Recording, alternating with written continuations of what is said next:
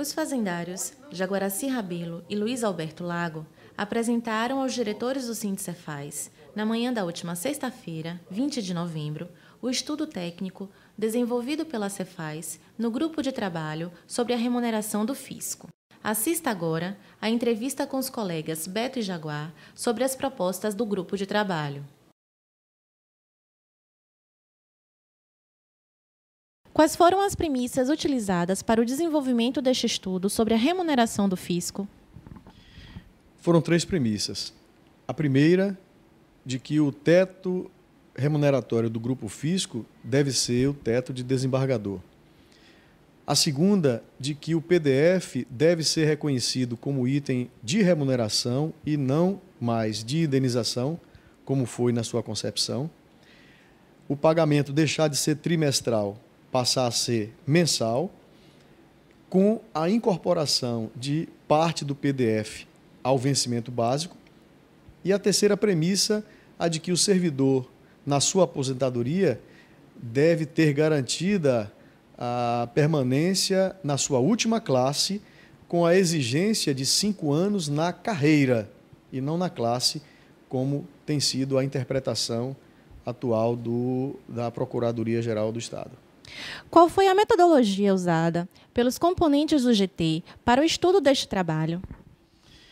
Inicialmente, defini um cronograma de trabalho, defini o número de sessões que nós iríamos realizar, a criação de um ambiente virtual de aprendizagem, no qual foram armazenadas todas as leis, decretos, instrumentos normativos que iam servir de base de pesquisa, solicitação de sugestões aos colegas através de e-mail e solicitação também de informações aos gestores da Cefaz acerca das condições que nós iríamos desenvolver. Com a incorporação do PDF à remuneração mensal, quantos auditores fiscais e agentes de tributos ainda continuarão estornando parte do seu salário? Cerca de 204 servidores do fisco, dos quais 115 são gestores.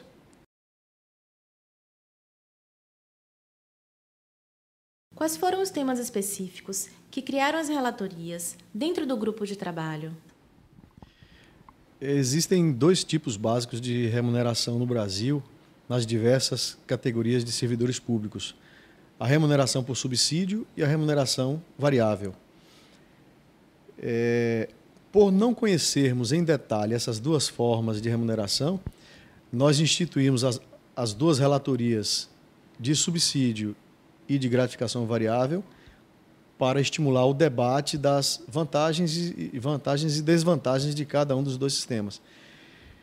E a terceira relatoria foi a relatoria de indenizações, porque era uma necessidade de criar possibilidades para a gestão fazendária baseada em indenizações que já são praticadas hoje em 8 estados da federação e algumas outras categorias que também adotaram o sistema de indenização como possibilidade de ferramenta de gestão.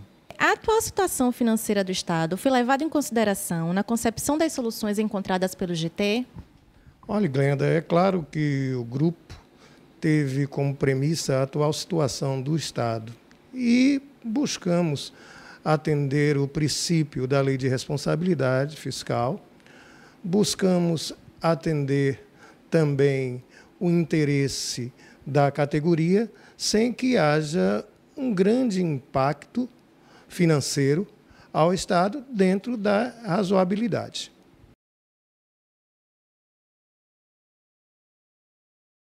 Qual foi o resultado deste trabalho?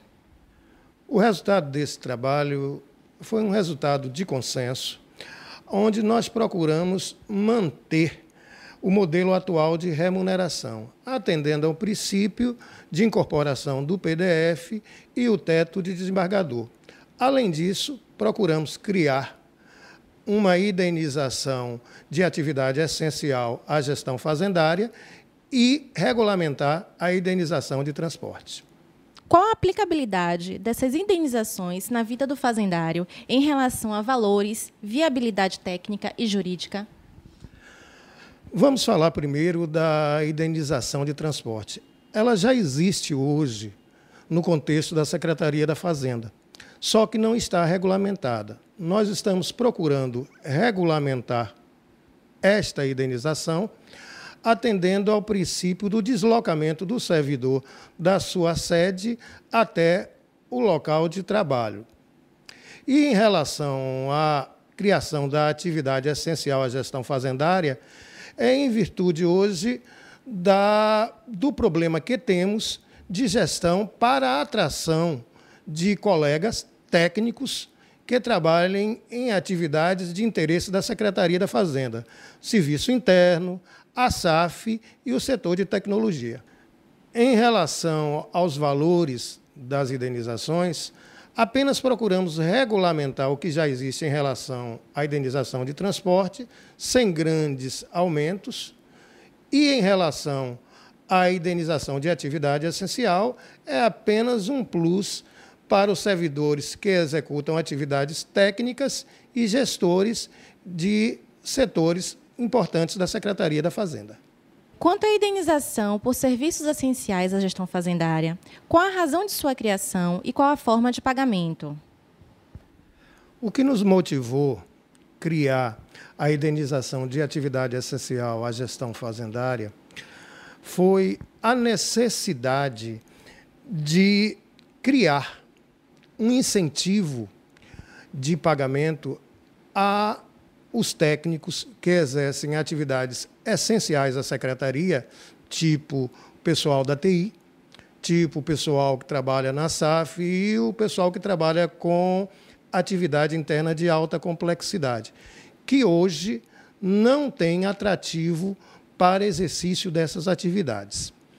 Em relação à forma de remuneração, ela será paga mensalmente, tendo como base o salário base e GF, calculando-se um percentual desses valores.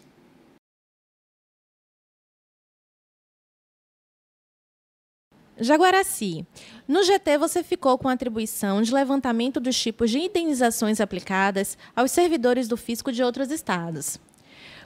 Como essa pesquisa ajudou na formação desse estudo? Olha, eu fiquei responsável pela relatoria das indenizações. Esse trabalho de pesquisa foi essencial para a gente conhecer as formas de remuneração hoje existentes nos fiscos de outros estados. Descobrimos, por exemplo, que existe indenização de transportes nos estados da Paraíba, nos estados, do caso do Mato Grosso, do Distrito Federal, de Santa Catarina, e participação de resultados no estado de São Paulo. É bom lembrar que outras categorias também recebem indenizações, como os magistrados, os promotores, o Ministério Público. O nosso trabalho se aproximou muito da indenização da Paraíba, porque atende ao princípio de deslocamento do servidor para a sua atividade laboral. E como está a situação dos outros estados em relação ao teto remuneratório? Pelo estudo que fizemos, hoje a situação dos outros estados da federação, nós temos o seguinte ponto. Com teto de governador, nós temos 13 estados. Com teto de desembargador, 10 estados. E outros 4 estados, aí com teto de ministro do Supremo ou em situação diferente. Lembrando que o nosso caso aqui na Bahia, o nosso teto não é nem o de desembargador, nem tampouco a de governador. Temos uma espécie de um extrateto aí que é um pouco diferente em relação aos outros estados da federação.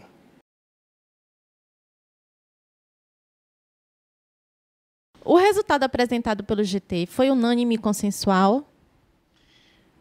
Consensual, sim. Unânime, não. No início, muitas questões foram conflituosas, mas nós resolvemos da melhor forma possível e chegamos a consenso.